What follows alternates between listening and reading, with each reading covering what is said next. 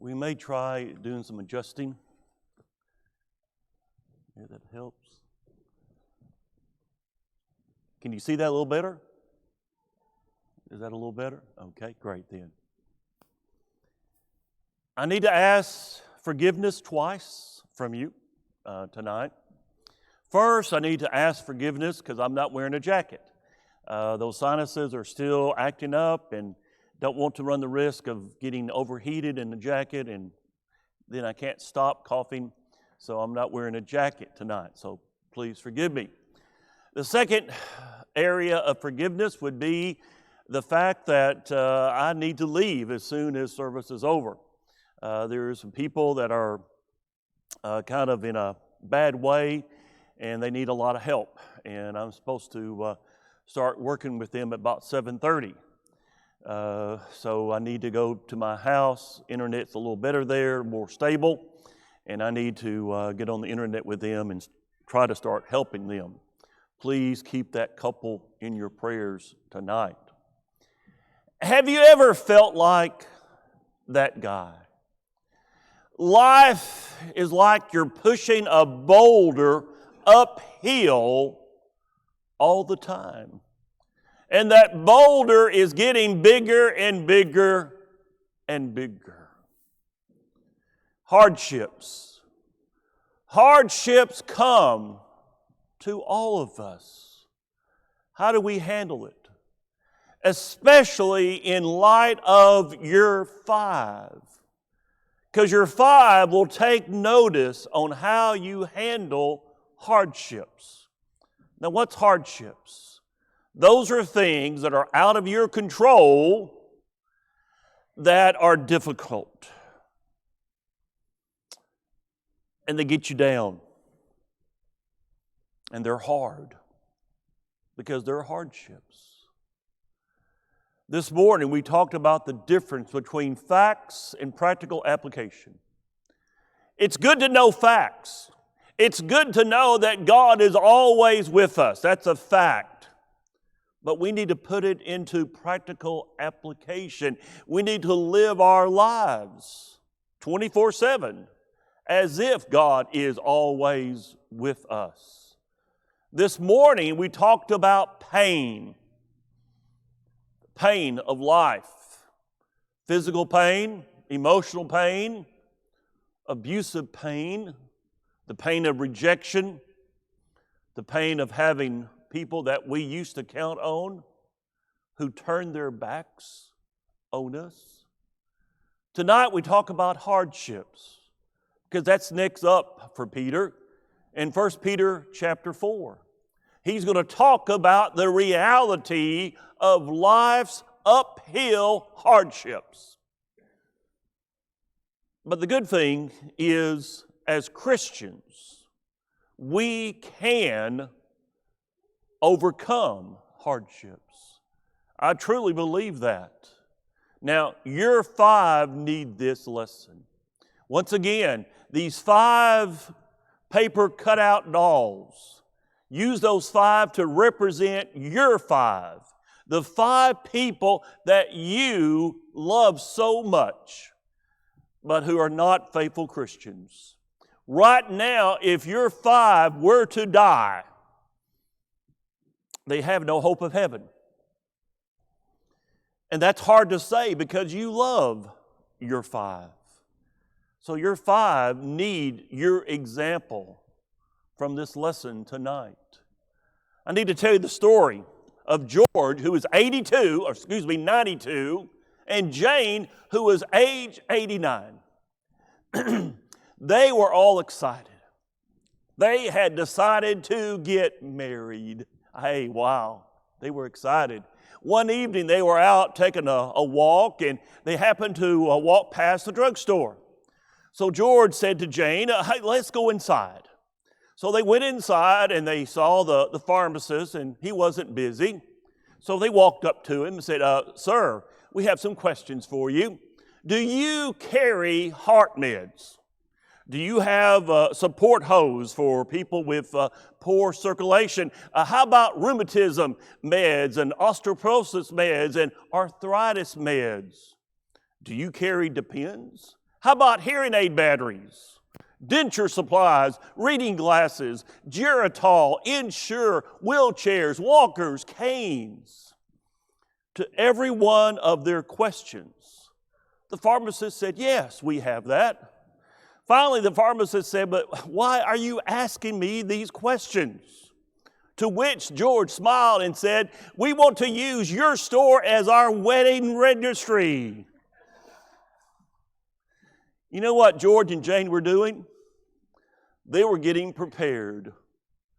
They were getting prepared for the hardships, for the trials they knew were coming in life. Paul wrote, 2 Timothy chapter 3, yes, and all, not some, not a few, but all who desire to live godly in Christ Jesus will, not might, not sometimes, but will suffer persecution. Jesus said, John 15, if they persecuted me, they will also persecute you. Friends, hardships are coming our way. If you choose to follow Jesus, former friends will harass you, make fun of you. People will persecute you, and you will suffer for it in some way. Chapter 4, verse 1. Therefore, since Christ suffered for us in the flesh, arm yourselves. This word arm, that's a military term. It's like the soldier who grabs his rifle, getting ready for battle. Arm yourselves also with the same mind. Have the same attitude that Jesus had. For he who has suffered in the flesh has ceased from sin. We need to be prepared because you're five. Those five people that you love need it so much. Jesus came to earth in the flesh, prepared to die. He came knowing that he would die in order to save us from our sins, and you must come with the same kind of mental preparation. So arm yourselves with Jesus' attitude. Hardships will come our way. That is, if we're truly living the Christian life. Because if we're truly living the Christian life, it's an upstream battle all the way. When Ronald Reagan, my personal favorite president during my lifetime, when he gave his first inaugural address, I remember it quite well. He made reference to those real simple white crosses that mark the graves out at Arlington National Cemetery. He called attention to one cross that represented a young man named Martin. Martin had died in 1917 in a very brave attempt to rescue his fellow soldiers. He had actually kept a diary. In that diary, he wrote these words, "America must win this war. Therefore, I will work. I will save. I will sacrifice. I will endure. I will fight cheerfully and do my utmost." Notice all the first person pronouns. I'll do my utmost as if the issue of the whole struggle depended on me alone. Your five need to see this kind of attitude as we face up to the hardships of life. Martin had armed himself with the right attitude. So he was ready to give his life for his country. In the same way, you too must arm yourselves with the right attitude. You too must be mentally prepared to suffer like Jesus did. And that starts with a choice. A choice. Choose right now to be done with the old way of life. Choose right now to forego an indulgent lifestyle. Choose right now to abandon your sin. Your 5 need to see Christ living in you 24/7. It is our hope, it is our wish, it is our prayer that we all live for Jesus 24/7. I think I've heard that before. Verse 2. That he no longer should live the rest of his time in the flesh for the lust of men, but, how? For the will of God. And speaking about Moses, the writer of Hebrews chapter 11 says, Moses choosing rather to suffer affliction with the people of God than what? To enjoy the passing pleasure of sin. Dear friends, it's time for us to get real. If you notice, since August, my lessons have been a little different, haven't they? I have tried to be as real as I can with you.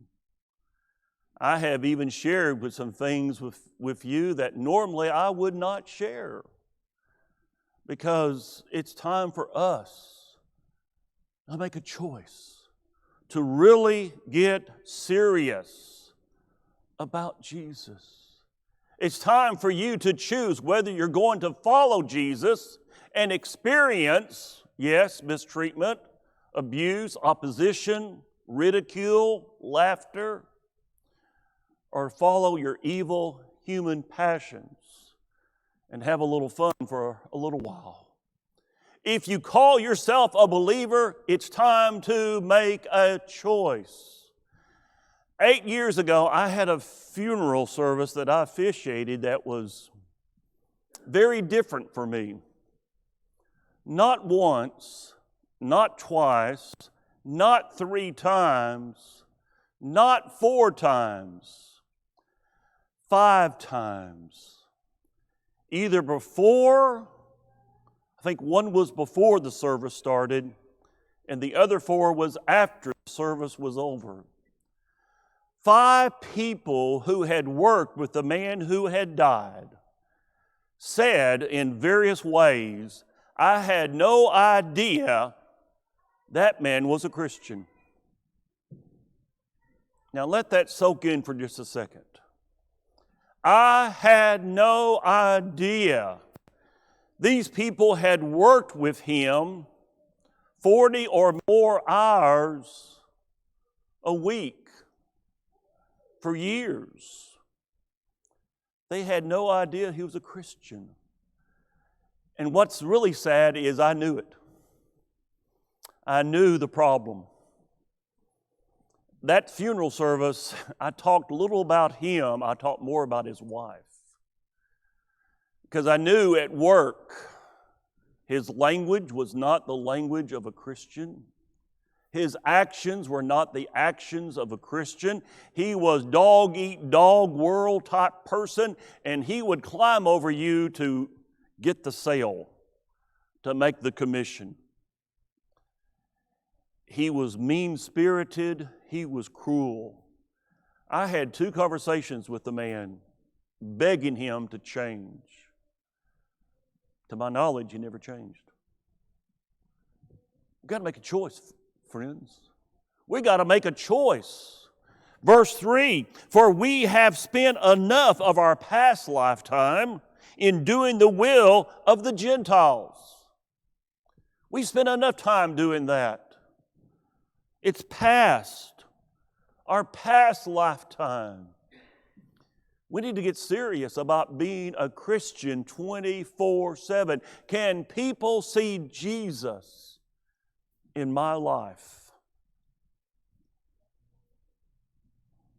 Can people see Jesus in my life?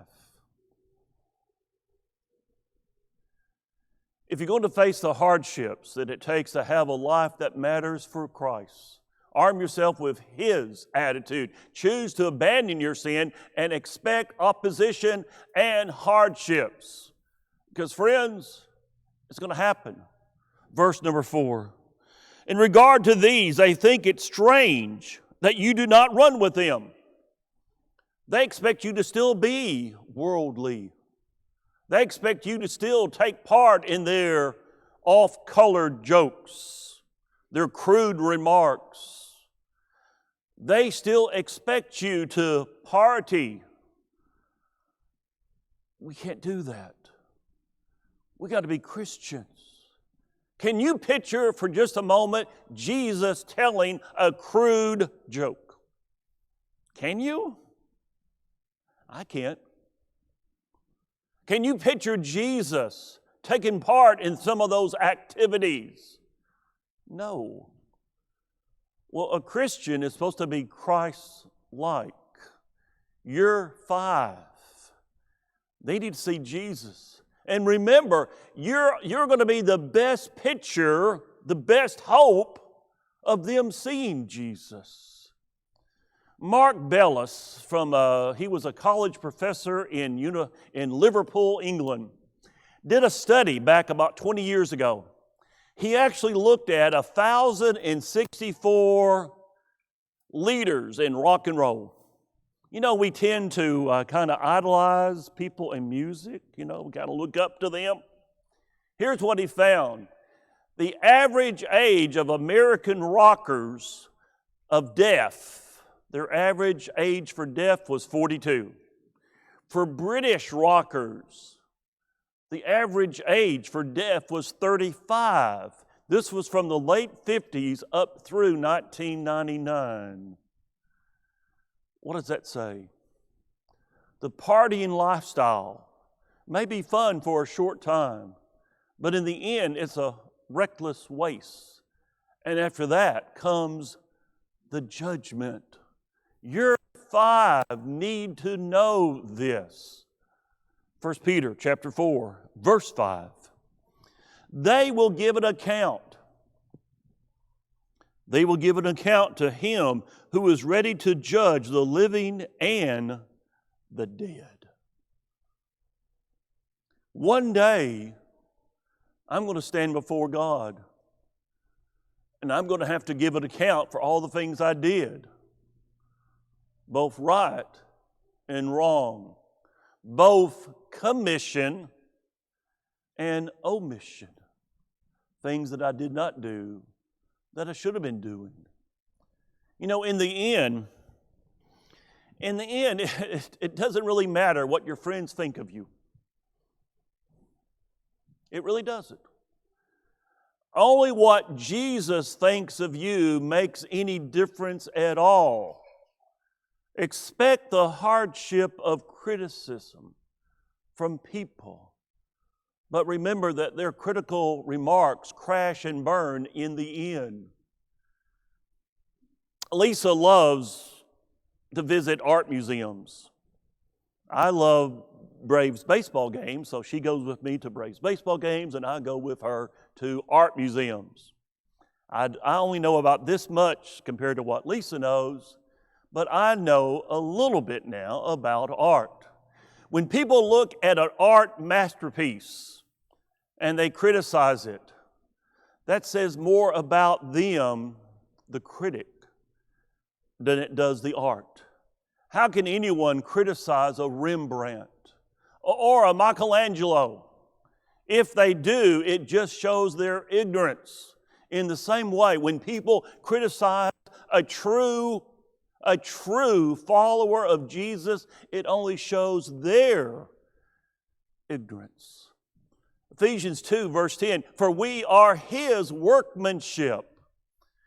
We are the Lord's work of art, His masterpiece. And He is so proud of us. We are His masterpiece. In 2017, the Kansas City Chiefs football team drafted a young quarterback from Texas Tech. Patrick was his first name. I don't agree with all his social stands, but I have to say this. As a football player goes, he's a pretty good football player. He is the youngest quarterback ever to win a Super Bowl MVP.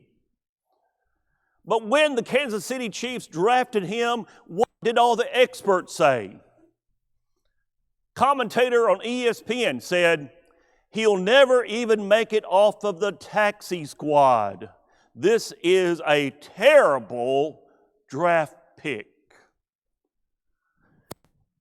Did those comments, and they were many, did those negative comments get Patrick down? No. He ignored the criticism. He just played the games despite the critics, and he excelled in his career. You do the same. Just do what God has called you to do despite the critics, despite the hardships. Yes, anticipate some harassment and criticism, to be sure, but don't let it stop you. You keep on following Jesus and ignore that person on the sidelines who makes critical remarks even though he or she has never been in the game. If you're going to face the hardships of life as a Christian, that it takes to have a life that really matters for Jesus, arm yourself with His attitude, choose to abandon your sin, expect abuse, and finally anticipate approval. Anticipate approval from God Himself. Your 5 need this. They need to know that we win in the end, that we are victors, that we are the winners. Verse 6. For this reason the gospel was preached also to those who are dead, Christians who have already passed, that they might be judged according to men in the flesh. Men judged them, killed them for their faith, but those same people live according to God in the Spirit. The world can't stop us. The world has no answer for how they're going to stop Christianity. They've been trying to stop it since the 1st century, and they have never succeeded.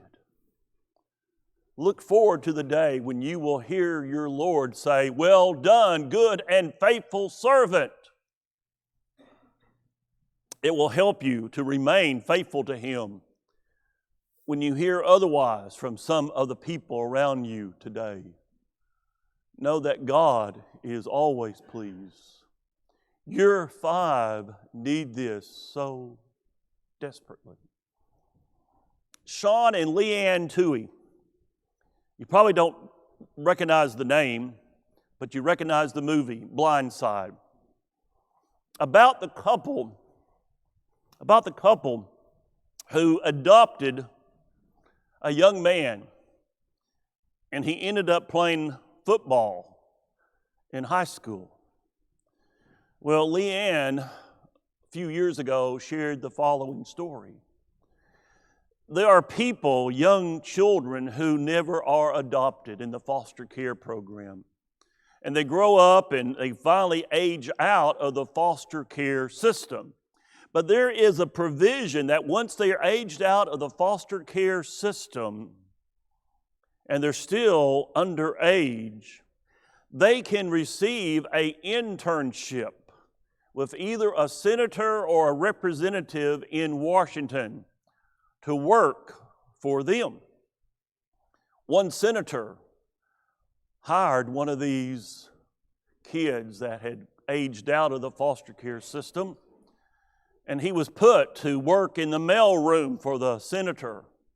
Well, the senator came to work one morning, and the young man had already been there for some time. And he already had all the mail sorted and divided up into neat bundles, and he had everything organized. The senator looked over and he said, "Wow, this looks amazing. You have done a super job." To which the young man started crying. Did I say something to offend you? Did I do something that hurt your feelings? The young man said, I have never had anyone in my life to tell me that I have done a good job at anything. Folks, in this world, there are so few people that will tell you that you did something good. But there's coming a day when you will hear those words from the Lord Himself. As Christians, you can expect unbelievers, and unfortunately sometimes even Christians, fellow Christians, to be critical. But you will never hear that from Jesus. He will reward even a cup of cold water given in His name. So look forward to that day. Look forward to the day when you will be alive with Him forever. It will help you make it through each day with its individual hardships. Your 5 need this so desperately. If you want to face the hardships of life that it takes to have a life that matters for Jesus, number 1, arm yourself with His attitude. 2, choose to abandon your sin. 3, expect abuse. 4, anticipate God's approval. Then you'll be able to live a life worth living. A life that makes an eternal difference as you live it for Jesus, despite the hardships that will come in your life. The daughter of a chef was complaining. She had a lot of problems at school, a lot of opposition. She was a Christian, but the people around her were not Christians, and they were making fun of her. So she voiced her frustrations to her dad, the chef. Her dad said, "Come into the kitchen with me." The chef, filled up 3 large pots with water, put them on high heat, and said, "Let's wait for just a moment." So they waited until finally the water was boiling in each pot. In each pot, in one pot he placed some carrots, in the second pot he placed some eggs, and in the third pot he placed ground coffee beans. And he said, "Watch." So the daughter watched. In a few minutes, the dad reached in with a utensil and brought out the carrots. He said, "Look, these carrots went in hard. They were depending on their own strength." And what happened? They faced adversity, the hot water, and they became soft. They failed. Then he lifted out the eggs. He said, "Look, the eggs went in fragile, liquid inside a thin shell." What happened? Well, they faced adversity, they faced the boiling water, and it hardened them. Instead of them changing the water changed them, and they became hard, negative. Then he said, "Here, try this." And he dipped out some of the water in the pot that had the ground coffee beans. He said, "Taste this." She tasted it. It was, nice coffee. He said, "Notice, the coffee beans faced the same adversity as the carrots and the eggs, but the coffee beans, they changed their environment for the good. You change your environment for the good." He asked his daughter, "When adversity knocks on your door, which are you? The carrots, the eggs, or the coffee beans?" I would ask you the same question. When hardships knocks on your door, which are you like? like the coffee, use the hardships to change your world, your community, your environment, and make it better as you depend on Jesus. Are you a Christian? The easy steps right there to become a Christian. It's not complicated. As a Christian, do you need to seek forgiveness? The church stands ready to pray with you and for you. If you have any need to respond, please come forward as we stand and sing for your encouragement.